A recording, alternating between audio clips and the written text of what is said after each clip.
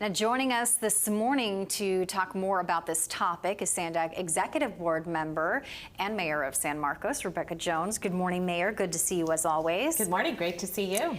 So just to clarify really quickly on that issue, you say, well, there may be enough to pay off the situation in 2029, we wouldn't be able to get State Route 125 up to good repair in order for Caltrans to take over. That's correct. Yes. So 2035, July of 2035 is when that is predicted to happen. So at that point in time, I would be completely comfortable with, going ahead and advancing that. My issue is that if we don't have sufficient funds to actually pay for the state of good repair to turn it over to Caltrans, then that means that other projects will not be delivered. So let's for instance talk about the 78. So we have the connections at the I-5 and the 78. That in itself is not even done as far as environmental. The HOV lanes on the 78 are not actually done yet, the environmental. So it goes environmental, design, then construction. So there are 3 phases. So these were Transnet projects that should have already been done. And so I would have a problem advancing the 125 before we even have the environmental done on those projects. Now, part of your, I guess, I don't want to say beef, but part of your issue with SANDAG and how these topics and problems are being dealt with is really transparency and, quite frankly, respect among board members in getting these situations and dilemmas addressed. Right? Well, it's not even amongst just the board members. I would say that our meetings have become extremely hostile. Last week, it was on Friday, over 5 hours. In fact, around 5 hours and 20 minutes. When you look at how much work that we actually need to get done, much of it is really the conflict between the board and the public. And when I say the board, that's the board leadership. So one of the things that I actually talked about, and I really do believe would be helpful in this situation, is de-escalation training for our board leadership, whether it be for one of our committees, which is like the executive committee, public safety, that sort of thing, but also our board of directors, which is Chair Nora Vargas, Sean Elo Rivera, and Lacey Hebner. There is so much conflict with the actual folks in the public, and I understand their frustration. They've been cut down to 1 minute. They're oftentimes interrupted as they're speaking, and it really is not a mutually respectful sort of situation. You know, there are many times that you can de-escalate situations. You know, I'm a mayor. This is my 6th year in office. My 18th year in office altogether as a council member. But when you look at how meetings are run, you can tell the mayors and the leaders that are really doing a good job of de-escalating.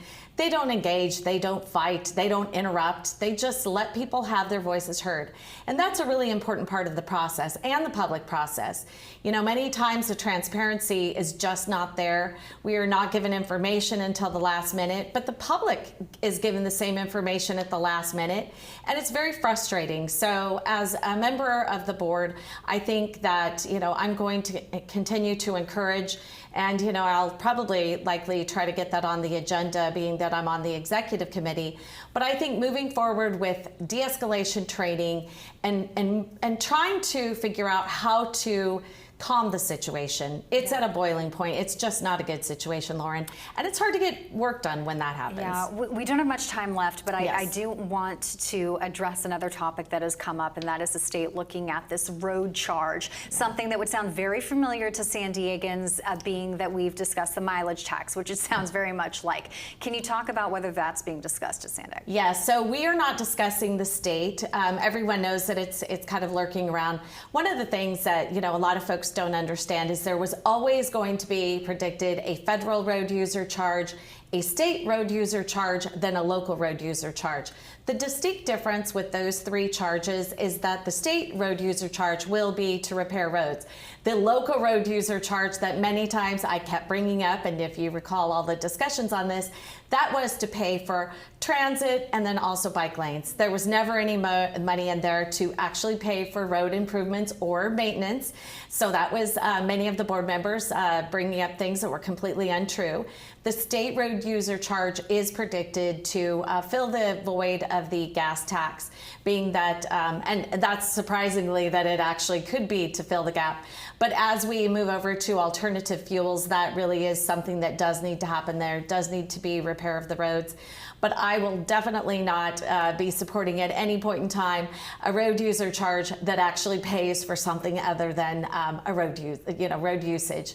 So it's a lot of discussion happening, but we're not talking about that locally. But again, I will continue to talk about the Transnet and pushing forward those projects. Real quickly, the 67 was brought up also, and there is a problem with the equity in that, and that is because you live so far out, but a lot of people like that kind of lifestyle. We shouldn't impede what jobs they can hold because they work too far away from their jobs because they like that rural living.